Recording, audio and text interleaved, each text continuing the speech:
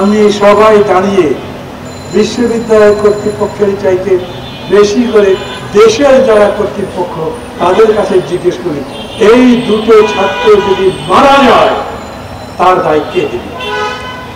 কি বিস্ময়কর ব্যাপার! বিশ্ববিদ্যালয় কর্তৃপক্ষ আইন শৃঙ্খলা বাহিনীকে ডেকেছেন, আইন শৃঙ্খলা বাহিনী আসেনি। আইন শৃঙ্খলা বাহিনী মানে যদি পুলিশ বলে, তো পুলিশগুলো তো আগে যা ছিল এখনো তাই আছে। পুলিশের মধ্যে কোনো উন্নতি হয়েছে বলে আমি দেখি না। আমি পুলিশ বাহিনীকে দোষারোপ করার জন্য বলছি না। 15 বছর ধরে যারা ক্ষমতায় ছিল সমস্ত অত্যাচার নির্যাতন এই পুলিশদের দিয়ে করিয়েছে, র্যাবকে দিয়ে করিয়েছে, অন্যান্য বাহিনীকে দিয়ে করেছে। এই পুলিশ ঘুরে দাঁড়াতে পারেনি সেটা থেকে।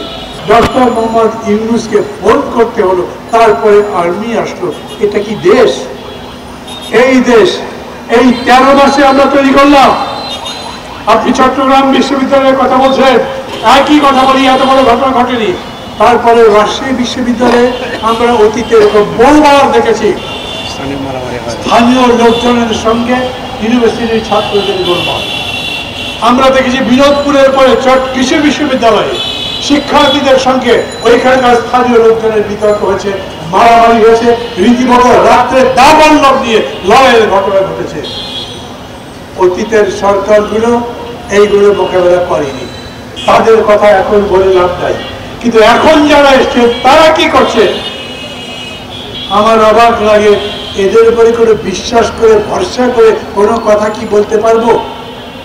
এইখানে রাস্তার মধ্যে অফিসের তালা ভেঙে যেইভাবে নূরকে পেটানো হলো, সেই পেটানো কারা তার ভিডিওতে ছবি দেখেছেন না? সামরিক বাহিনীর পোশাক পরা মানুষগুলো, তাদের চেহারা দেখা যায়নি। পুলিশ যারা করেছে তাদের চেহারা দেখা যায়নি। ওই লাল গেঞ্জি বা লাল টি শার্ট পরা একটার কথা বলা হয়েছে, তারা অবশ্য গতকালকে বলেছেন তাকে গ্রেপ্তার করা হয়েছে।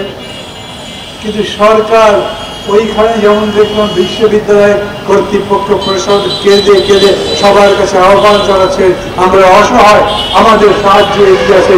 এইখানে মনে হলো যে আমাদের অন্তর্বর্তী সরকারের উপদেষ্টা এরকম কান্ডাকাটি করছেন। আমি খুবই দুঃখিত, মর্মাহত। আমি এর বিচার দাবি করছি। কার কাছে? আইনমন্ত্রী বিচার দাবি করে কার কাছে?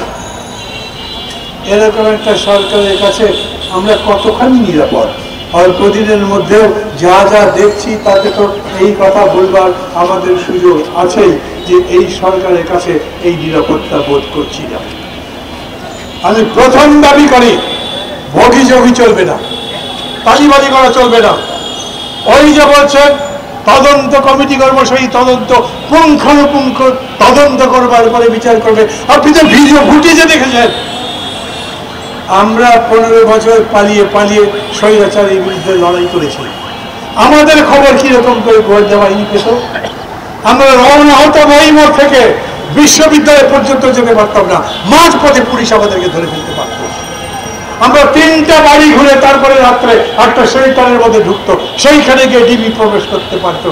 আর এখন কালকে ওই পতিত স্বৈরাচারের লোকজন 100-100 রাপা প্লাজা থেকে মিছিল বার করেছে, শঙ্কর পর্যন্ত গেছে। কোন পুলিশ নাই, কেউ নাই। জিজ্ঞেস করেছে পরে, কি ব্যাপার আপনারা আসলেন না কেন? পরে আমরা গেছি, কিন্তু যাবার পরে দেখি তারা সব চলে গেছে। পথের মধ্যে 5টা থেকে 6টা ককটেল ফুটিয়েছে, পুলিশ শুনতে পায় নাই। তো পুলিশের আগে কানের চিকিৎসা করে। এই পুলিশটা মানসিক ভাবে এখন প্রায় অকেজ হয়ে গেছে, এবং এই পুলিশের মধ্যে চিন্তা ওই জায়গা হয়নি। আমি আবার বলি, শুধু পুলিশকে দোষারোপ করছি না আমি। 2-2বার প্রধান উপদেষ্টা পুলিশের কর্তা ব্যক্তিদের সঙ্গে বৈঠক করেছে, তাদেরকে একবারও বলেননি যা যা ঘটেছে তা সমগ্র জাতি ভুলে যেতে রাজি আছে। তোমরা মানুষের উপর যে অত্যাচার করেছে 15 বছরে, যারা যারা দায়ী তাদের বিচার আমি করবো। কিন্তু যারা দোষ করেনি, কোনো মানবতা বিরোধী অপরাধ দেয়, তারা ডিউটি করতে পারবে, তাদের সিকিউরিটি আমি দিচ্ছি। পুলিশকে মেরে লাশ লক্ষ্যে রেখেছে। ঘটনা তো এমনিতে হয় না, যে অত্যাচার করেছে তার পরিপ্রেক্ষিতে হয়েছে। আমাদের সরকার তাদেরকে এই নিরাপত্তা দেবে। এভরিথিং ইজ ওভার নাও।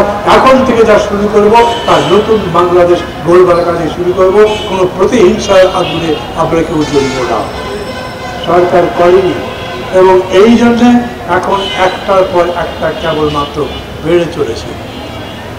কিছু কিছু দাবির কথা এখান থেকে বলা হয়েছে, দাবিগুলোর প্রতি আমি সমর্থন করছি। বিশ্ববিদ্যালয়কে পরিপূর্ণ আবাসিক বিশ্ববিদ্যালয় করলে এই সমস্যার সমাধান হবে কিনা তা আমি বলতে পারি না, কারণ সমস্ত ছাত্রই যদি হলে থাকে তারপরে সংঘাত হতে পারে, আর তার পেছনে যদি ইন্ধন থাকে, তার পেছনে যদি ষড়যন্ত্র থাকে, তাহলে নিশ্চিতভাবে হতে পারে। এটা তো সত্যি। আমরা একটা ক্রস রোডে আছি, আমরা একটা চ্যালেঞ্জ মোকাবেলার চেষ্টা করছি, আমরা একটা ধাপ অতিক্রম করবার চেষ্টা করছি, আমরা স্বৈরাচার থেকে এখন গণতন্ত্রের ঘরে প্রবেশ করার চেষ্টা করছি। আমাদের মধ্যে মত পার্থক্য হচ্ছে, উনি বলছেন পিয়ার চাই, আমি বলছি পিয়ার ধ্বংস করে ফেলবেন। উনি বলছেন 10 বছরের বেশি প্রধানমন্ত্রী থাকতে পারবে না, আমি বলছি যত বছর ইচ্ছা থাকবে, মানুষ যদি চায় আপনি বিরোধিতা করবেন কেন। কিন্তু আমরা আবার বলছি এই সমস্ত বিতর্কেরও একটা নিষ্পত্তির জায়গা আমরা ধীরে ধীরে তৈরি করতে পারছি। কিছু কিছু পেরেছি, যা পারিনি আগামী দিনগুলোতে পারবো, কিন্তু আমাদের পারতে হবে, না হলে দেশটা গড়া যাবে না। অতএব যত বিতর্ক যেখানেই থাকুক সেটা মিটিয়ে সামনের দিকে যাব। এমন কোন পরিস্থিতি তৈরি করা যাবে না, এমন কোন পরিস্থিতি তৈরি করা যাবে না যাতে আমরা সামনে চলবার পথটা পাই, যাতে হঠাৎ করে মানুষ থমকে না যায়, যেন মানুষ বারবার প্রশ্ন না করে নির্বাচন হবে তো, মানুষ যেন প্রশ্ন করবার সুযোগ না পায়। প্রধান সেনাপতি হঠাৎ প্রধান বিচারপতির সাথে দেখা করলেন কেন? কোনো জবাব আছে? কেউ বলেছে করে নাই, কেউ বলেছে করেছে, কোনো জবাব দেয়নি। কিন্তু এটা তো ঠিক, এই রকম ঘটনা এই দেশে এর আগে কখনো ঘটেনি। সেনাবাহিনীর একজন ঊর্ধ্বতন কর্মকর্তা দেখা করেছেন প্রধান উপদেষ্টার সঙ্গে, ফলে সবার মধ্যে সমস্যা এবং প্রশ্ন তৈরি হচ্ছে।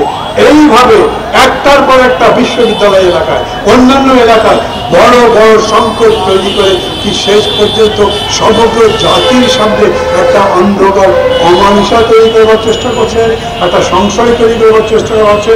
যদি সরকার দায়িত্ব পালন করতে না পারে, সবাইকে ডেকে বলেন প্রধান উপদেষ্টা 1টা 2টা 3টা এইরকম করে পার্টি ডেকে তাদের বললে আমি ফেব্রুয়ারিতেই নির্বাচন করবো, আপনার পুলিশে যদি না ধরে তাহলে আপনি নির্বাচন করবেন কিভাবে? অতএব সবাইকে ডেকে, এখনো সময় আছে। চট্টগ্রাম বিশ্ববিদ্যালয়ের সমস্যার সমাধান আমার মাঝে মাঝেই মনে হয় এই সামগ্রিক রাজনীতির সঙ্গে জড়িত আছে। আমি মনে করি কৃষি বিশ্ববিদ্যালয়ে যে সমস্যা হয়েছিল, এখন রাজশাহী বিশ্ববিদ্যালয়ে যে সমস্যা দেখছি, আর নতুন বিশ্ববিদ্যালয়গুলোতে যখন নির্বাচনের দামামা বাজবে সব জায়গায় এটা দেখা যাবে। আমরা এখন পর্যন্ত জানি না জুলাই সনদটা কি হবে। তারা বলেছেন তারা 3-4 দিনের মধ্যে সেই সনদ দেবে, কিন্তু শেষ পর্যন্ত সেই সনদ সবাই গ্রহণ করতে পারবে কি পারবে না সেটাও আমাদের দেখার বিষয় আছে। যারা আজকে এই মানববন্ধনের আয়োজন করেছে তাদের সবাইকে আমি আন্তরিক ধন্যবাদ জানাই।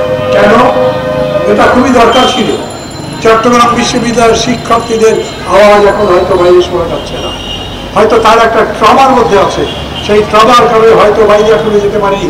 আমার কাছে অন্তত তাদের আনুষ্ঠানিক কোনো কথা আসে নাই, তাই তাদের পক্ষ থেকে আমরা সবাই বলছি আমরা চট্টগ্রাম বিশ্ববিদ্যালয়ের শিক্ষার্থীদের সাথে আছি, আমরা চট্টগ্রাম বিশ্ববিদ্যালয়ের প্রশাসনের সাথে আছি, আমরা সাধারণ শিক্ষার্থীদের সমস্ত ন্যায্য দাবি গণতান্ত্রিক মৌলিক অধিকার তার সাথে আছি। এই দেশের শিক্ষার্থীরা হচ্ছে এই দেশের গণতান্ত্রিক আন্দোলনের ভান্ডার। এই দেশের শিক্ষার্থীরা রক্ত দিয়ে, জীবন দিয়ে ফাঁসিবাদকে উৎখাতের ঘটনা একবার নয় কয়েকবার স্থাপন করেছে। এই দেশের শিক্ষার্থীরা 6 দফার মতো একটি দফাকে সারা বাংলাদেশের মানুষের কাছে নিয়ে গিয়ে মানরা কাটাতে পরিণত করেছে। যদি বিশ্ববিদ্যালয়গুলো ঠিক থাকতো, যদি ঢাকা বিশ্ববিদ্যালয় ঠিক থাকতো, যদি ঢাকা বিশ্ববিদ্যালয় তার গবেষণাগার ঠিক মতো গবেষণার কাজ চালিয়ে যেতে পারত, তাহলে আজকে সংস্কার নিয়ে যত বড় বিতর্ক আমরা দেখছি, তাই সেইখানে ঢাকা বিশ্ববিদ্যালয়ের শিক্ষার্থী তথা শিক্ষক তথা ঢাকা বিশ্ববিদ্যালয়ের সর্বোচ্চ বিদ্যাপীঠ হিসেবে আমাদেরকে জ্ঞানের আলো দেখাতে পারত। লন্ডন স্কুল অফ ইকোনমিক্স সারা পৃথিবীকে কল্যাণ রাষ্ট্রের শিক্ষা দেয়। ঢাকা বিশ্ববিদ্যালয় সারা দেশের জনগণকে কিভাবে গণতন্ত্র নির্মাণ করা যেতে পারে। যদি ছাত্রদের এই ভূমিকাকে ধ্বংস করবার জন্য নতুন করে মাঠে নেমে থাকে, তার বিরুদ্ধে আপনাদের সবাইকে সজাগ হওয়ার আহ্বান জানিয়ে আমি আমার বক্তব্য শেষ করছি।